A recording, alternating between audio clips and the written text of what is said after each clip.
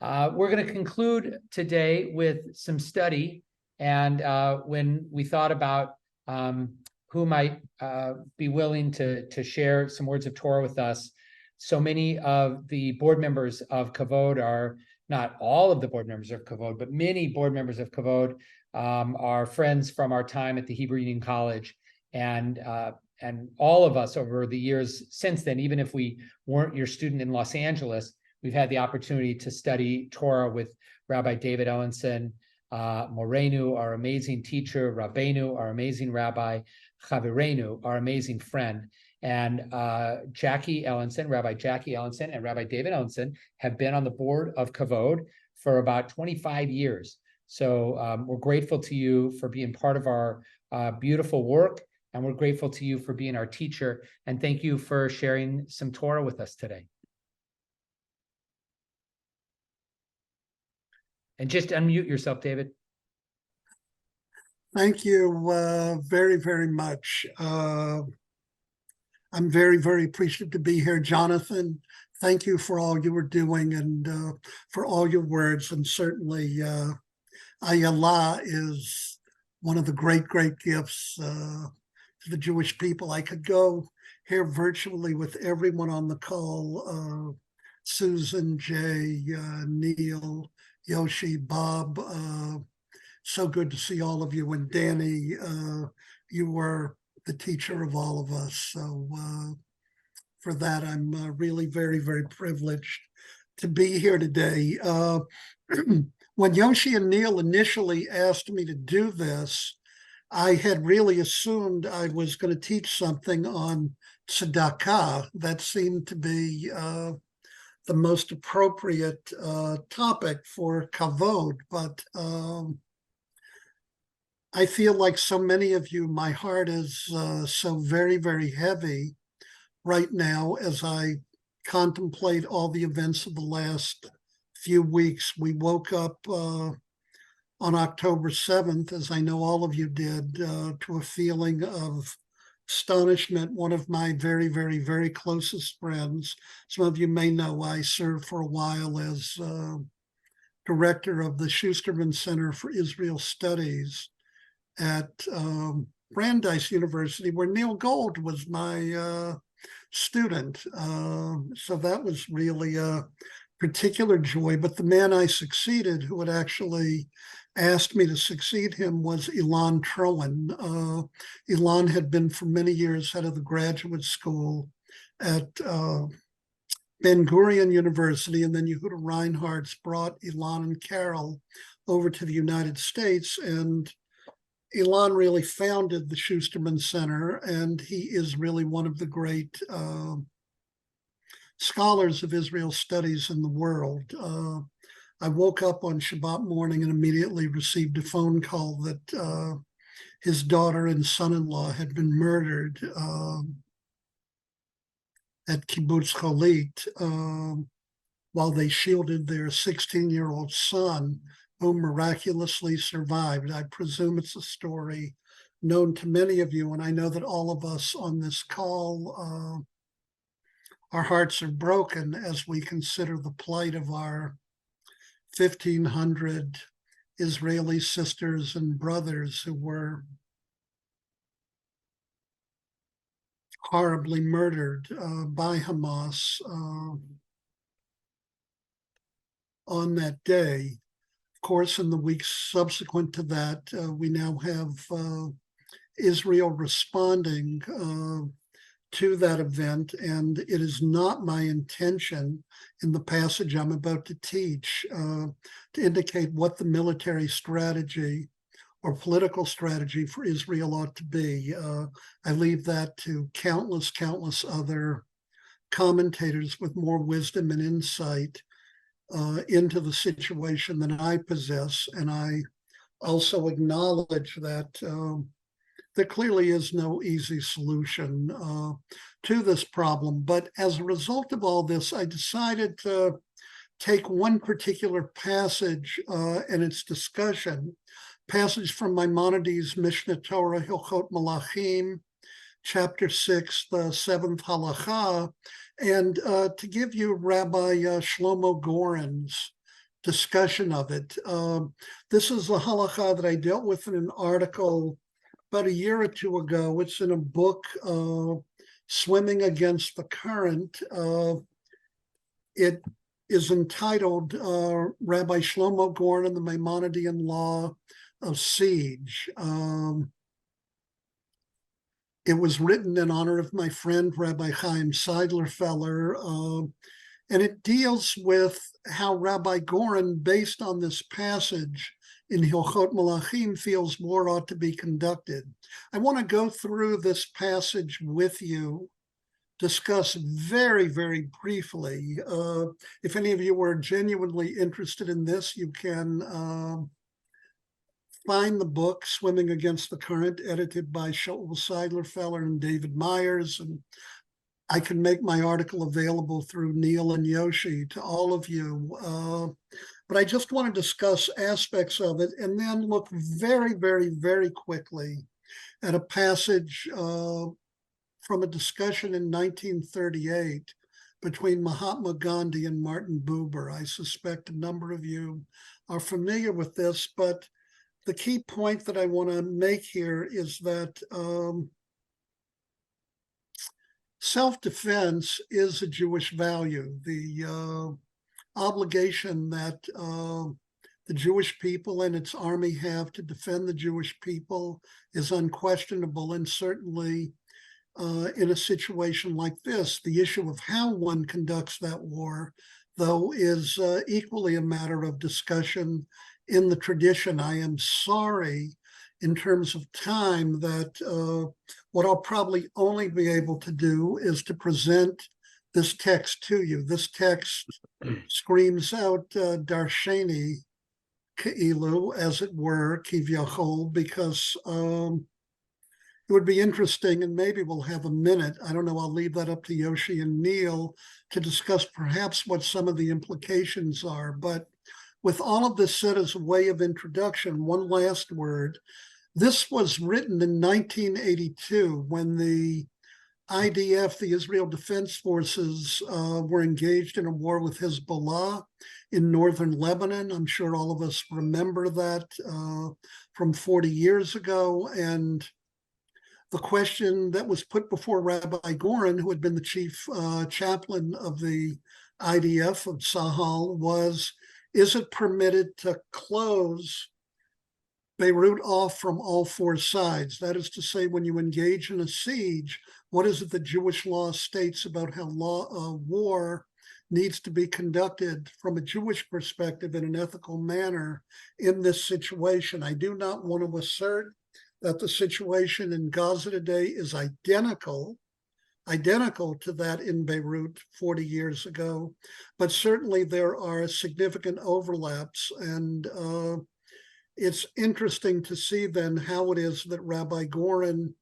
viewed this. Obviously, the leadership of the PLO at that time had taken refuge in Beirut, and probably many of you are aware that Rabbi Goren and the Israel Defense Forces did rule that there could be a path for escape, and it allowed some of the leadership of the PLO to flee from Beirut in that situation. Whether the situation today with Hamas is identical to that, I am not certain, but at least I thought that in light of what Neil said in the beginning, that it was important for us in Kavod to think, how is it that one acts with decency and integrity in light of the siege that is taking place now? How is it we would view this? So with all of that said, why don't you put the text up for me, Neil? And you can see the siege of Beirut in light of Jewish law. So this was an essay that he wrote on August 6, 1982.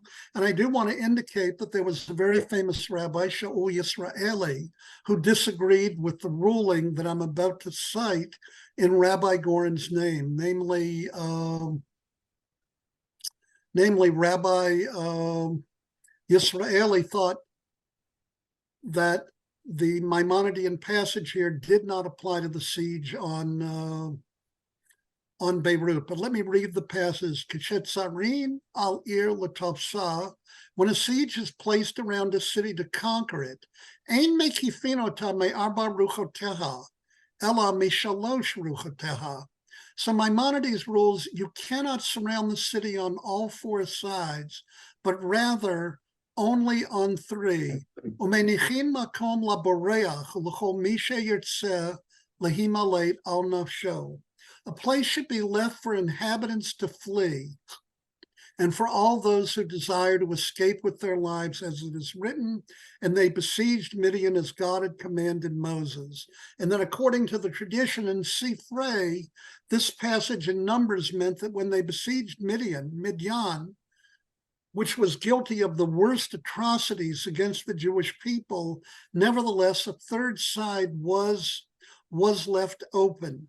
Now, the question then became for Rabbi Goren, was this a result of ethical concerns, or was it simply prudential or pragmatic? That is to say, if you gave people the option to flee from a siege that took place on all four sides, would it in fact weaken their military capacities so that they would flee, and therefore the armies of Israel would win?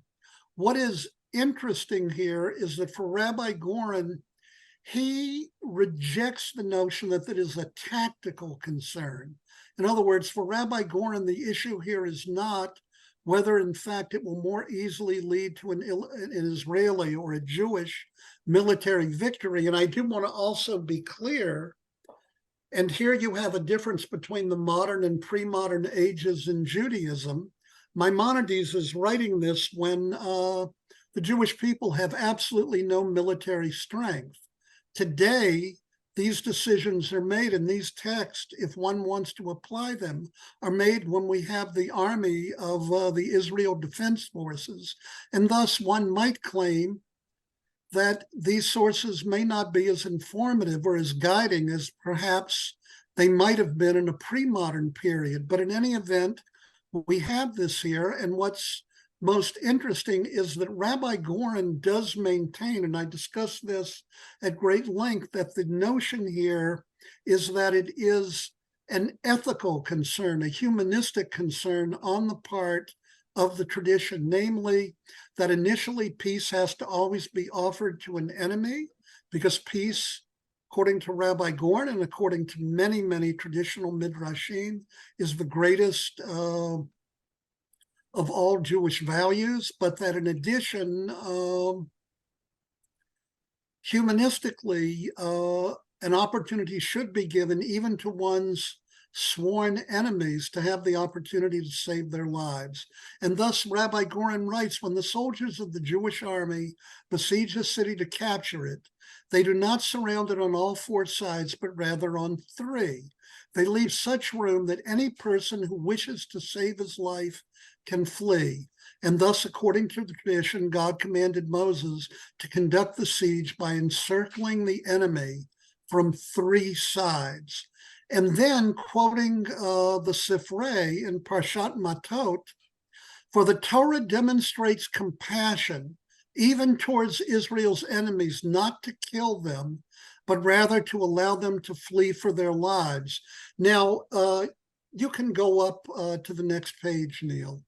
I do want to point out, it is interesting that the very next year, when the PLO had its forces in Tripoli and a war was waged against them, that the Israeli army did participate, or the Navy, in a military blockade of Tripoli, which gave the PLO leaders in that instance, just a year later, no opportunity to escape. And Rabbi Goren did approve the Israeli Navy blockading the fourth side so that no Palestinian leaders could escape. So it becomes really interesting in this sense, what one might perceive to be the inconsistency of Rabbi Goren in these two instances. But again, because of time constraints, I'll leave it to later. Here, Goren does say the purpose is a war of defense of Israel against an enemy. It is a milchemet chovah, not a milchemet reshut. It's not an optional war. This is an obligatory war on the part of the Jewish people, and therefore he asked the question, in an instance such as this, perhaps the law of siege as prescribed by the tradition don't apply, and therefore the army would be obligated to sweep out the evil from your midst. Because if you do not dispossess the inhabitants of the land, those whom you allow to remain shall be stings in your eyes and thorns in your sides, and they shall harass you in the land in which you live. Quite clearly, if we were to deal with an analogy here, this becomes the rationale for many as they assert that the Israeli government in this instance and has no option other than to use its defense forces to completely obliterate, if that were possible, the armies of Hamas. And go on down to the next part of the page.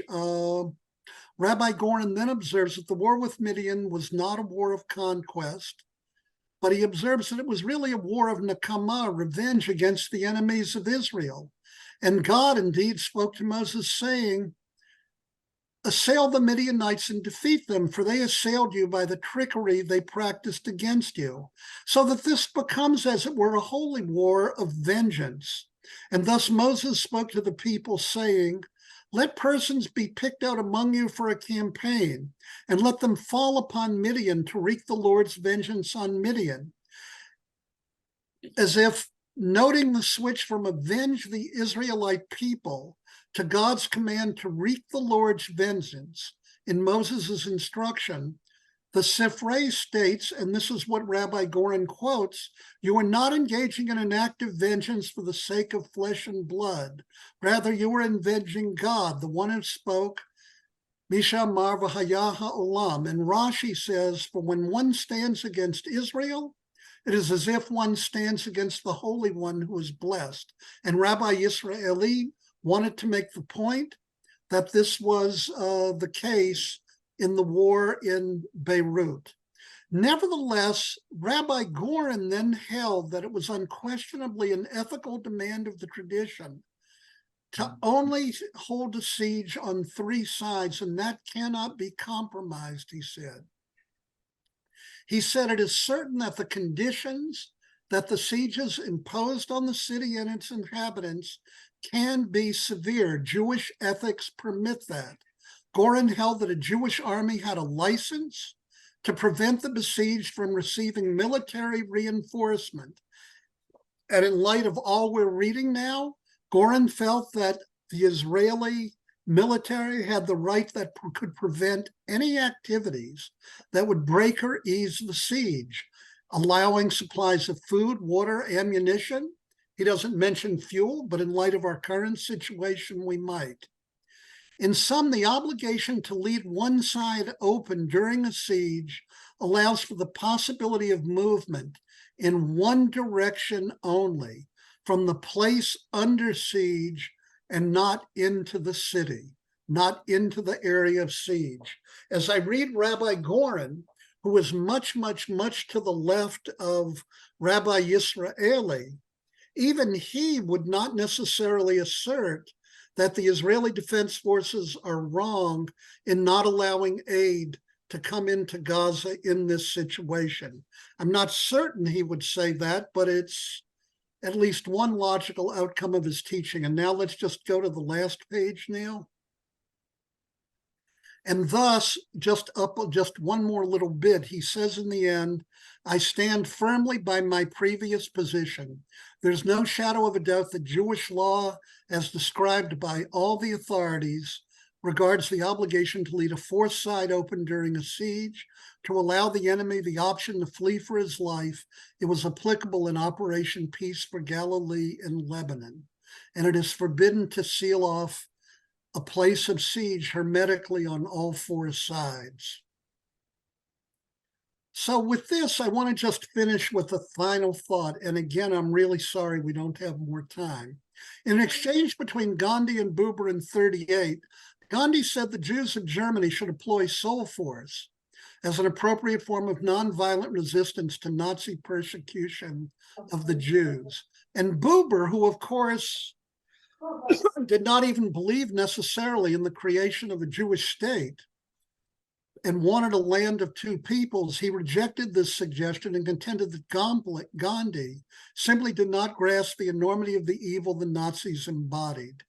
He said, while Jews do not want to use force, he wrote, we believe that sometimes a man must use force to save himself, or even more, his or her children. Buber taught that Judaism does not abjure force to combat wrong. He argued that force must remain available as a live moral option to combat evil in a world where aggression against the innocent exists. Its use may be the only just course a community or nation can adopt while confronted by radical evil. The obligation of the Israel Defense Forces to defend the people of Israel is absolute from the standpoint of Jewish tradition. But he concludes by saying, I cannot help withstanding evil when I see that it is about to destroy the good. I am forced to withstand the evil in the world, just as the evil within myself. I can only strive not to have to do so by force. But if there is no other way of preventing the evil destroying the good, I trust I shall use force and give myself into God's hands. Quite clearly, and you can put us back on the big screen, Neil. As Buber would put it, we always walk along a narrow ridge, and my only prayer at this moment is that as Israel enters this next stage in the campaign, that the wisdom that Buber espouses here, that only the amount of force necessary to achieve its political and military aim to secure the safety for its citizens will be used, and that innocent life, as much as possible, can somehow be spared. For the sake of our brothers and sisters, Jewish and non-Jewish, I seek your peace. Adonai Ozli Amo Yitain, Adonai Yivarech, Et Amo V'chol Ha'amim V'Shalom. May God bless the people Israel with strength and all peoples with peace, particularly at this time of such horror. Amen. Amen.